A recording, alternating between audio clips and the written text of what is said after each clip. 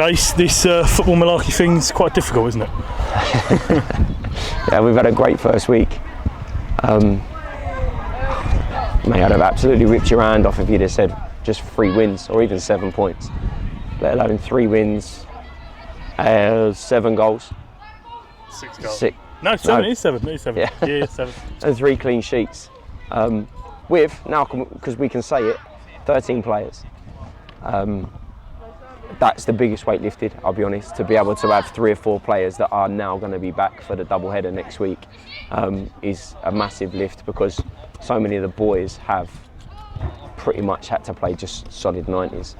And also shout out to the boys that have come on and made impact, whether it was attacking or defensively, in all 3 of those games. But the changing room, the rabble, the club at the minute is on a high, and you know, we understand that that's after tough times, it's important that we enjoy that. And yeah, the long journey back is going to be, you know, a little bit more enjoyable now. We'll start at the back as we do with Jeffrey. The yellow cards. Thought maybe he'd have a bit of a rumble, and then decided not to, and then kind of composed himself really well and had a really good kind of rest of the game, didn't he? I think there's probably 1, maybe even 2,000 in beforehand, and I think that's where the reaction come from. And it's very easy to lose your head and maybe get sent off when you're booked as early as what you are as a centre half. I don't think he lost a duel, a header, a tackle since then. There's quite a bit of bickering going back and forward with us on the staff about whether him or Toby Ball were the man of the match. But no, Jeff's been colossal.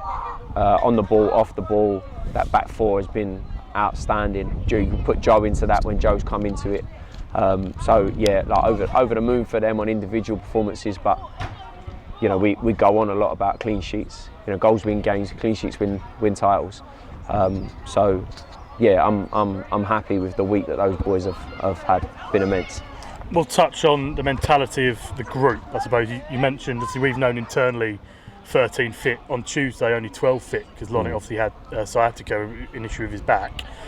The mentality of that group that have played every game, Danny Mills, everyone's saying he can't do back-to-back 90s, he can't play 70 minutes, has put in over 200 minutes of football. That mentality in the group must be pretty impressive for you to see. I think the culture and the mentality was the first thing that we discussed with them when I came in and had individual conversations, but straight from pre-season. And I think I kind of echo Luke's interview last week about Altona was massive, and it was great to see their guy over today and come to support us. That was a classy touch. But we've worked on the culture, and we've worked on the group loving each other, and you know, ultimately as well, running becomes easier when you're winning a game. When you're chasing and your back's against the wall, it becomes a little bit more difficult. So the kind of the whole collective of the boys just, I guess, half falling in love with football again. And then you just find different personalities and different attributes that's maybe just been kind of tucked away a little bit back in the fray. And you know, we've done that with the boys that were here from last year, and then the new boys have been able to buy into what's been so far a really impressive culture. We'll touch then on the individual that's now netted 5 in 3, and he won't let anyone forget about it, Luke. Composed finish, firstly Mika, Gaspar turn-in provider tonight, and a lovely penalty. Just talk about his influence. His reason why he was the first one from the old squad that I got over the line. The guy's a killer, and I think probably for the first time in a long time he's able to unconditionally be himself. We take Luke for what he is, and we love for Luke for what he is. And you know, maybe wasn't involved in the game as much as what he wanted today, and arguably Tuesday.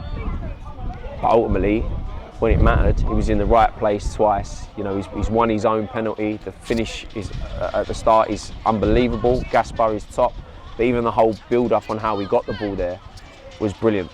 and I think from a mutual, you can kind of look at the game today and say, well, I think Ramsgate kind of were a bit all over us and had all better chances. They didn't. We just didn't have control of the game for the periods, for longer periods than what we would have wanted. Yes, Toby's made saves, but their goalkeeper's made bigger saves. So yeah, going off topic, yeah, Luke's been massive.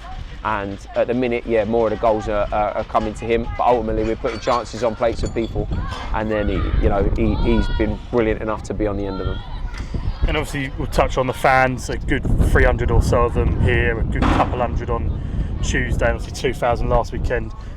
Talk through the emotions then at full time with them all chanting your name first and foremost, but how important they are getting behind the lads and how big a part they've played in the last 3 games.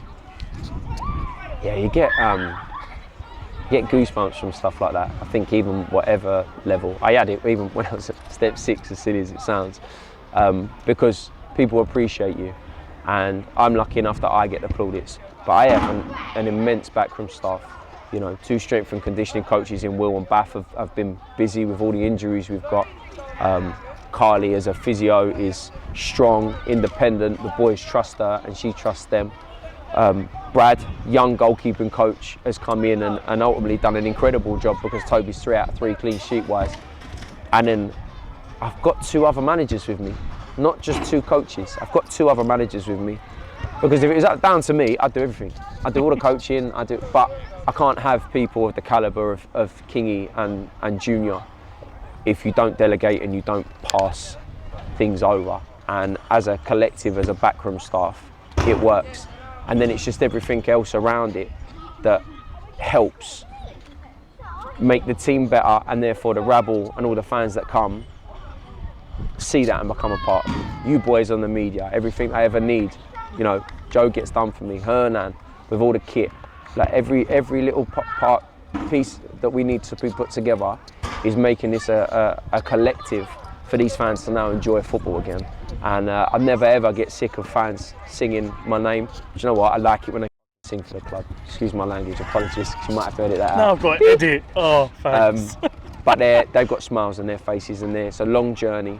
They've come down in their numbers. We haven't disappointed. And you can just see smiles on everybody's faces. But ultimately, the heartbeat of a football club is its fan base. And I hope they come out in their numbers again for both games next week. And we'll keep trying to make them smile as much as possible. And finally then, I suppose it's important though not to get too ahead of ourselves. Yes, we're top of the table after 3 games. There's 39 games still to come. It's a case, I suppose, of building our season kind of brick by brick, isn't it? There's no expectation this year, really.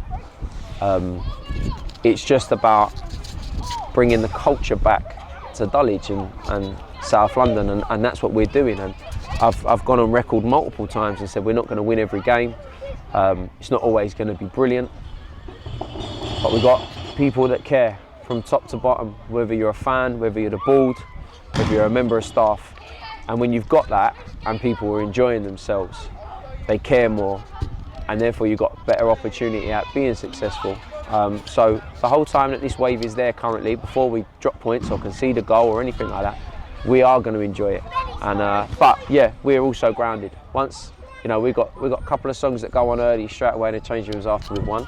Once that stops, everybody gets showered, and we're now focused on trying to deal with Canby again next week. Perfect. Dacey, we'll let you enjoy your Saturday evening. Cheers.